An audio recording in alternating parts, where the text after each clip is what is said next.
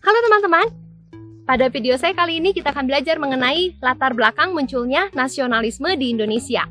Sebelum kita lanjut, apakah kalian sudah memahami arti kata nasionalisme? Untuk memastikan pemahaman kalian mengenai nasionalisme, yuk dicek di link video di atas ini ya.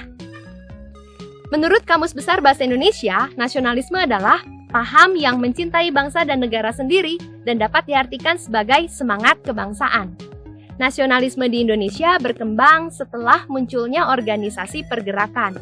Organisasi ini menyadarkan bangsa Indonesia terhadap penderitaan dan kemiskinan dari penindasan yang dilakukan oleh penjajah Belanda.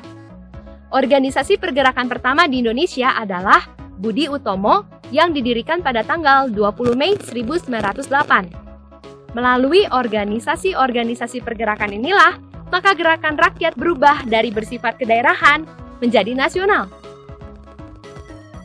Faktor-faktor yang mempengaruhi nasionalisme di Indonesia adalah yang pertama, pengaruh perluasan kekuasaan kolonial Barat. Pengalaman dijajah selama ratusan tahun telah menyadarkan bangsa Indonesia akan pentingnya membebaskan diri dari belenggu penjajahan demi memperbaiki nasib rakyat Indonesia. Hal ini telah membangkitkan rasa nasionalisme rakyat pada waktu itu. Yang kedua, pengaruh perkembangan pendidikan Islam. Sekolah-sekolah yang didirikan organisasi Islam seperti Muhammadiyah bersifat modern, namun masih Islami. Artinya, pengetahuan modern dipadukan dengan ajaran agama Islam. Ketiga, pengaruh pendidikan Barat. Pada akhir abad ke-19, mulai bermunculan perusahaan-perusahaan di Indonesia yang pastinya membutuhkan tenaga kerja terampil dari rakyat Indonesia. Hal ini membuat Belanda mendirikan sekolah-sekolah dengan 4 kategori. Yang pertama, sekolah Eropa yang menggunakan model sekolah negeri Belanda. Yang kedua, sekolah bagi pribumi yang memakai bahasa Belanda sebagai bahasa pengantar. Yang ketiga, sekolah bagi pribumi yang menggunakan bahasa daerah sebagai bahasa pengantar. Dan yang keempat, sekolah dengan memakai sistem pribumi. Kemajuan di bidang pendidikan telah melahirkan kaum terpelajar pribumi di Indonesia. Pihak-pihak yang berperan dalam proses terbentuknya kesadaran nasional di Indonesia adalah kaum terpelajar dan juga peranan pers. Kaum terpelajar yang pertama menyadari buruknya nasib bangsa adalah para pelajar di lingkungan Sekolah Dokter Jawa Stovia di Batavia. Mereka kemudian mendirikan Budi Utomo pada tahun 1908. Organisasi berikutnya yang berperan dalam nasionalisme adalah Indische Partij yang didirikan di Bandung oleh 3 serangkai dan Perhimpunan Indonesia yang beranggotakan pelajar-pelajar Hindia dan didirikan di Belanda. Dan kemudian muncullah berbagai organisasi pergerakan kebangsaan di Indonesia. Peranan pers juga tidak kalah penting untuk membentuk nasionalisme.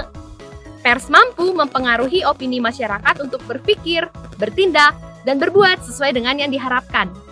Perkembangan pers tidak dapat lepas dari proses penyadaran dan pembentukan jati diri bangsa. Seiring dengan berkembangnya pendidikan di masyarakat Indonesia, maka perhatian masyarakat terhadap dunia luar pun semakin meningkat. Kaum terpelajar dan pers sangat berkaitan erat dalam menumbuhkan kesadaran nasional. Kaum terpelajar yang pertama menyadari nasib buruk bangsa dan berjuang dalam berbagai organisasi pergerakan telah menyadarkan rakyat sehingga rakyat bersatu melawan penjajah demi tercapainya kemerdekaan. Sedangkan pers berperan untuk membawa ide-ide kemerdekaan kepada seluruh rakyat dan kemudian menumbuhkan kesadaran nasional rakyat. Nasionalisme hanyalah satu kata yang memiliki arti penting bagi bangsa kita.